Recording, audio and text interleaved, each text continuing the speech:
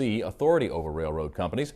As This Week in Louisiana Agriculture's AJ Sabine tells us, during the debate over the issue, one PSC commissioner accused railroad officials of insulting his intelligence.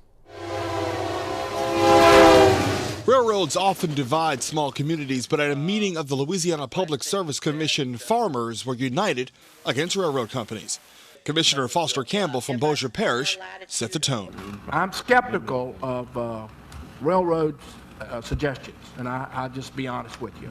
A new law passed last year gives the Louisiana Public Service Commission oversight over railroad companies who want to remove private crossings. Now they must decide whether to adopt the new rule. This issue has been a huge deal for farmers who use the crossings to access private homes and farm fields. John Owen of Madison Parish says the railroad company would put back his crossing only after paying a user fee of $7,000 and to indemnify Mississippi Speedway Limited Liability Corporation from all liability associated with that crossing. Also to require an insurance policy in the amount of $3 million. The railroad will tell you that this is their private property and we're trespassing. The Louisiana Farm Bureau thinks that's a bunch of baloney. Campbell voiced his frustration with a lack of communication with the railroad, including complaints about tall grass and brush that block rail crossings in rural areas. Railroads are not interested in safety in Louisiana. You're interested in the bottom line. You got a lot of business, and you guys ought to hold your head down and try to work with people who are reasonable. Louisiana Railroad's General Counsel Carmack Blackman says railroad companies have removed more than 200 crossings to increase safety. Commissioner Eric Scametta called that notion insulting.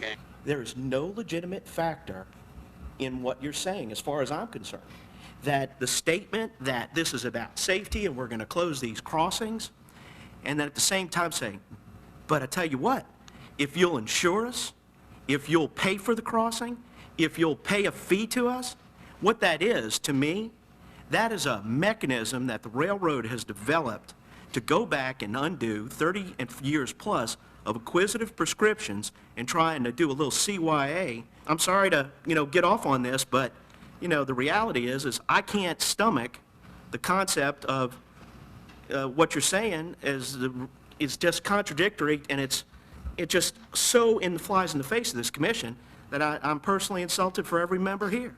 I'm not here trying to insult anybody. If I do, I apologize. You insulted my intelligence. Well, After the dust settled, the commission voted to adopt the law as written. Producers were happy with the vote. I'm very pleased to have the Public Service Commission on our side. Dealing with the railroads without some help as an individual or a small businessman, you can't defend yourself. There's not enough money in the world.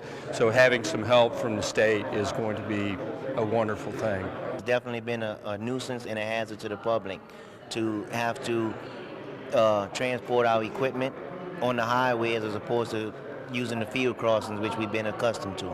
Blackman says it's not over. we're going to look at what they did, and of course the remedy is comply with the provisions or take it to court to challenge the validity of the constitutionality of the act. In Baton Rouge, I'm AJ Sabine for This Week in Louisiana Agriculture. From now on, railroad companies that seek to close private crossings must send written requests at least 6 months in advance to the Public Service Commission, as well as the owners of the private crossings. After a public hearing, the PSC and not the railroads would decide if a private crossing should be closed.